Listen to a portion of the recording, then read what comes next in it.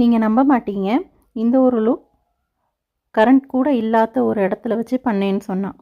ஆமாங்க, last time generator சப்போர்ட்டில் தான் இந்த லுக் நான் வந்து கம்ப்ளீட் பண்ணி முடித்தேன். பிகாஸ் ஹெவி விண்டு அண்ட் நல்ல மழை. ஹெவி விண்ட்லேயும் செப்பரேட்டாக ரூம் இல்லாத ஒரு ஓப்பன் ஸ்பேஸில் தான் ஜஸ்ட் 2 ஹவர்ஸில் க்ரியேட் பண்ணியிருந்தேன். க்யூட்டஸ்ட் பிரைட் கார்த்திகாவோட முகூர்த்தம் லுக் தான் பார்க்க போகிறோம். அவங்கள டெவலப் பண்ணுறதுக்காக நியர் மூணார் வேணாட் அப்படின்னு சொல்லி ஒரு குட்டி வில்லேஜுக்கு தான் போயிருந்தேன். பொண்ணுக்கு செப்பரேட்டாக ரூம் அப்படின்னு இல்லை, ஓப்பன் ஸ்பேஸில் makeup, hair do, sari draping எல்லாமே ஜஸ்ட் 2 ஹவர்ஸில் எப்படியோ மேனேஜ் பண்ணி கம்ப்ளீட் பண்ணி கொடுத்துட்டேன். ரூம் இல்லைனா கூட நம்ம அட்ஜஸ்ட் பண்ணிடலாம்.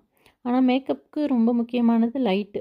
ஒரு ப்ராப்பரான லைட்டு கூட இல்லாமல் இந்த லுக்கு நான் கம்ப்ளீட் பண்ணது ரொம்பவே எனக்கு ஒரு சேலஞ்சிங்காக தான் இருந்துச்சு. ஈவன் ப்ளக் பாயிண்ட் கூட சரியாக இல்லை, பட் மேனேஜபிளாக கம்ப்ளீட் பண்ணியாச்சு.